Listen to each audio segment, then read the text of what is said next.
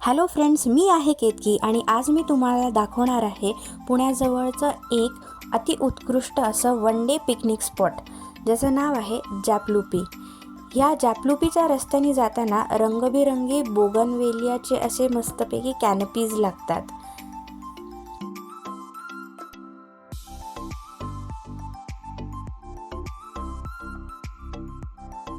Especially जर तुमच्याकडे लहान मुलं असतील तर ही साईट एक अतिउत्कृष्ट वन डे पिकनिक असा स्पॉट आहे.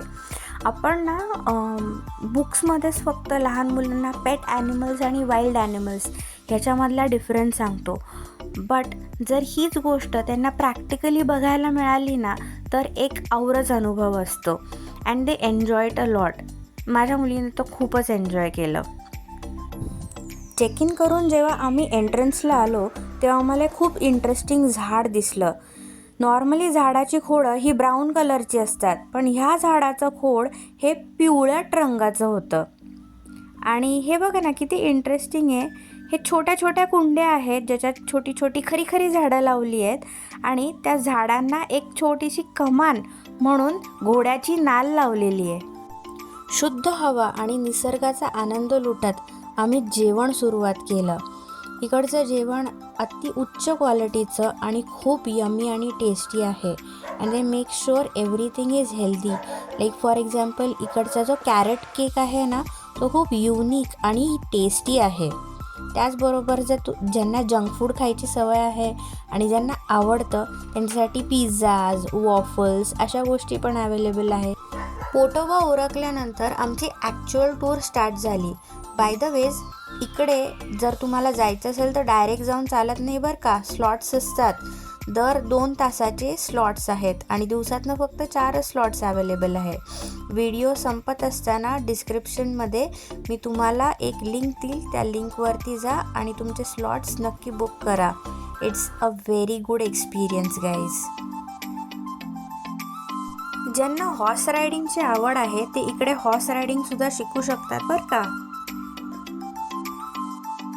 या परिसरातली स्वच्छता, टापटीप, सुंदरता, आजूबाजूची हिरवळ हे सगळं बघून मन अगदी प्रसन्न झालं. त्याचबरोबर आम्हाला एक खूप गोंडस आणि गुबगुबीत अशी काळी मनीमाऊसुद्धा भेटली.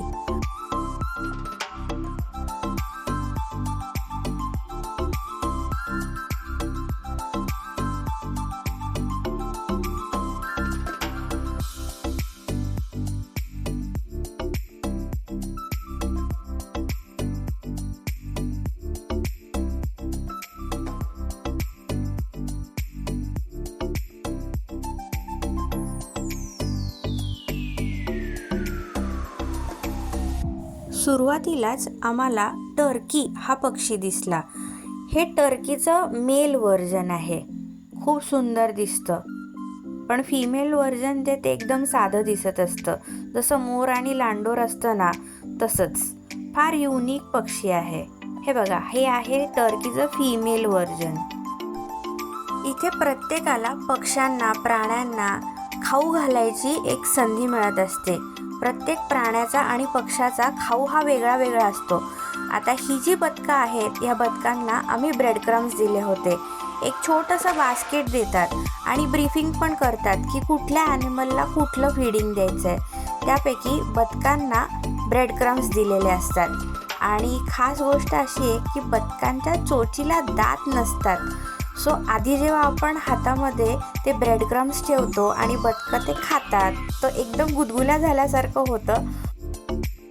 एक काळ होता जेव्हा डुकरं बघितली की आम्ही दगडं उचलायचो आणि मारून त्यांना हाकलायचो, आणि आताचा काळ आहे तिकीट विकत घेऊन आम्ही डुक्कर बघायला आलेलो आहोत. इकडे वेगवेगळ्या प्रकारचे गोट्स देखील आहेत. त्यांची नावं त्यांच्या पिंजऱ्याच्या वरती लिहिलेली असतात. लहान मुलांना त्यांना चारा घालताना फार मजा येते. छोटी छोटी बेबी गोट्स पण आहेत बरं का.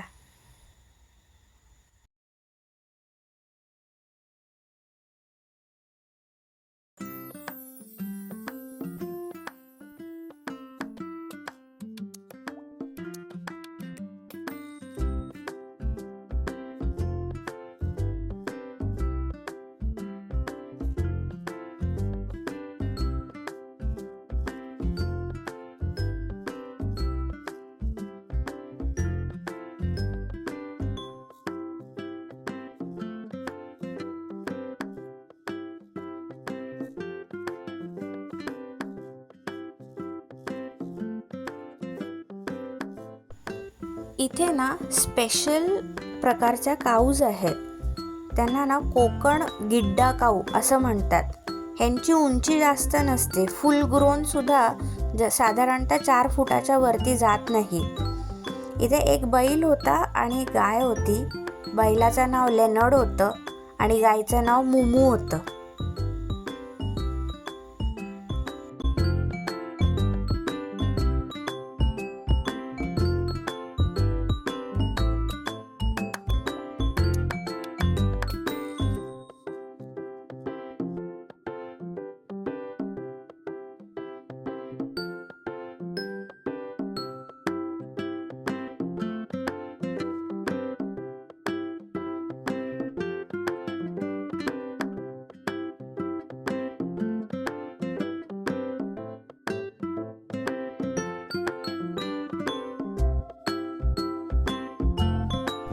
या ठिकाणाचं वैशिष्ट्य म्हणजे इकडे बघायला मिळणारे सुंदर आणि एक्झॉटिक असे पक्षी. हा आहे आफ्रिकन ग्रे पॅरेट. त्याचं नाव आहे पॉली. नॉर्मली पॅरेट्स हे ग्रीन कलरचे बघतो आपण, पण हा आहे ग्रे कलरचा आणि त्याचं शेपूट लाल भडक रंगाचा आहे. हा आहे ग्रीन चीक कॉन्यूर.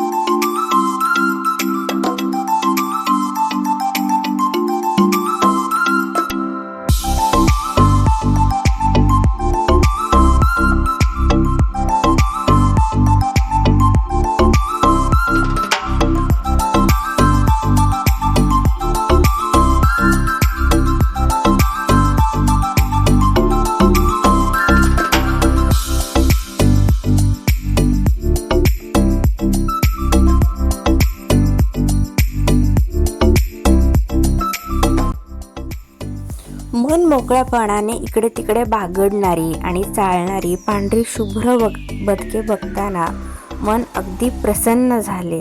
इतकं गोड वाटत होतं ना. आणि ही बदके अजिबात त्रास देत नव्हती. हातातले छोटे छोटे ब्रेड क्रम्स असे कुरुम कुरुम खात होती आणि अत्यंत शांत स्वभावाची होती. कवळ्या कवळ्या उन्हाच्या किरणांमध्ये हे पांढरी शुभ्र बदके म्हणजे अक्षरशः असं वाटत होतं आपण हेव्हनमध्ये आलोय.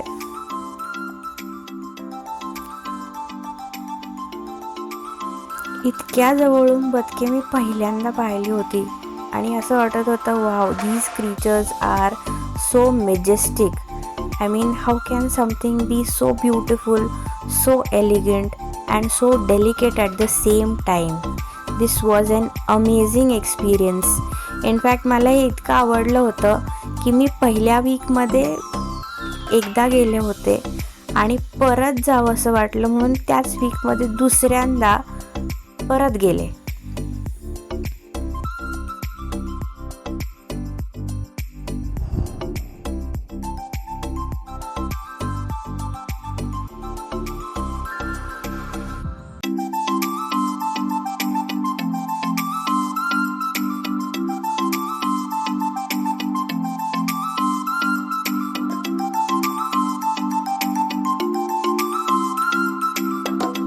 बदके बघून झाल्यावर आम्ही गेलो लव्हबर्डच्या पिंजऱ्यामध्ये.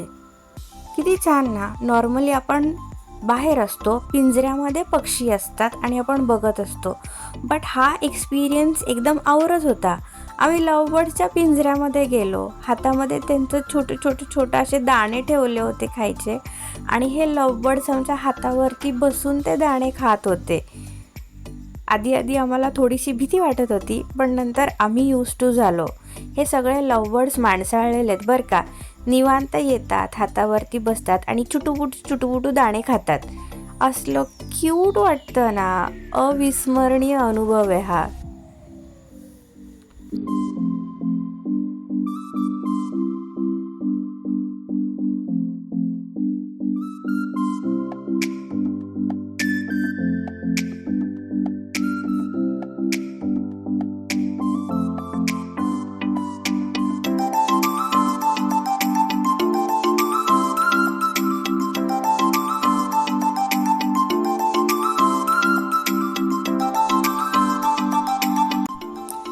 बर्ड्स नंतर आम्ही आगळे वेगळे पक्षी बघितले. त्यापैकी एक म्हणजे एक इमूचं जोडपं होतं. या इमूचं नाव आहे शॅगी आणि दुसऱ्या एका इमूचं नाव आहे मॅगी. आणि हे इमूज अत्यंत संस्कारी आहेत. म्हणजे जस्ट इमॅजिन, ह्यांना खाली पडलेली जी पानं आहेत ते आवडत नाहीत. आपण म्हणतो ना लहान मुलांना खाली पडलेलं खाऊ नये, तसंच हे इमूज खाली पडलेली पानं अजिबात खात नाहीत. ह्यांना जर भरवायचं असेल तर हे आपल्या हातानेच खातात. म्हणजे त्यांना भरवावं लागतं, खाली पडलेलं काही खात नाहीत.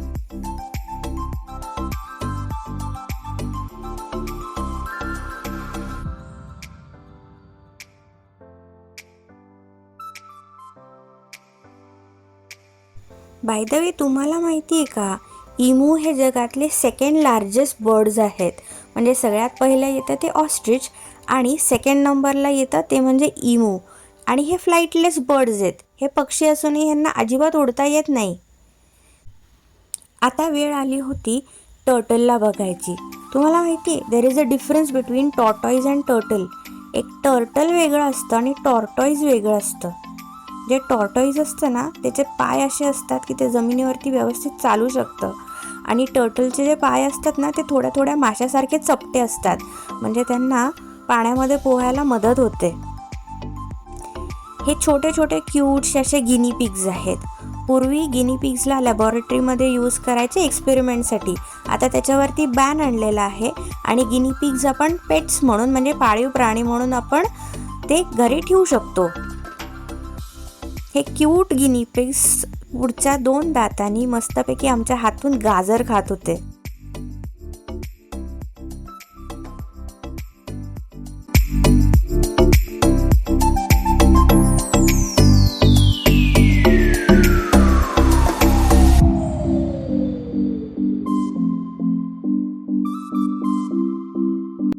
अरेच्चा, हे पिंजऱ्याच्या कोपऱ्यात काय आहे? काटेरी काटेरी कॅक्टस सारखं दिसतंय. पण तुम्हाला माहिती, हा एक प्राणी आहे. ह्याला म्हणतात हेजहॉग.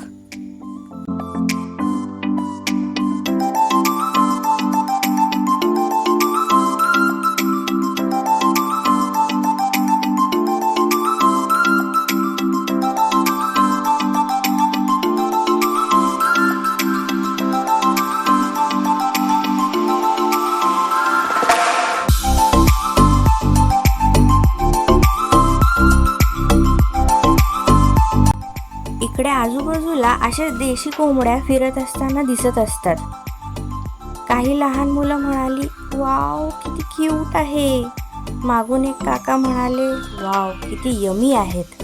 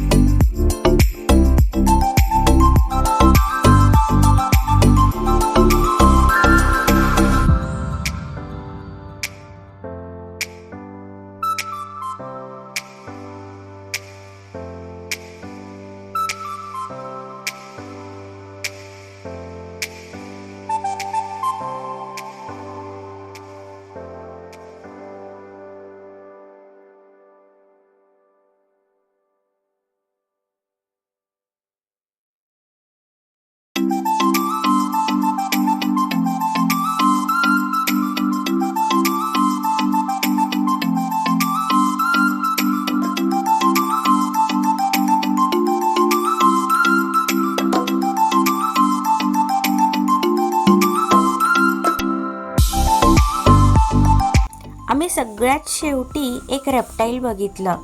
याला म्हणतात इग्वाना. हा मूळतः मेक्सिकोमधला आहे. या लोकांनी ह्याचं नाव रँगो असं ठेवलेलं आहे. दिसताना ह्याची स्किन ना अगदी लेदरची दिसते आणि हा अजिबात हालत नाही. असं वाटतं रबराचं काहीतरी एखादं खेळणं ठेवलेलं आहे. पण फार डेंजरस दिसतो.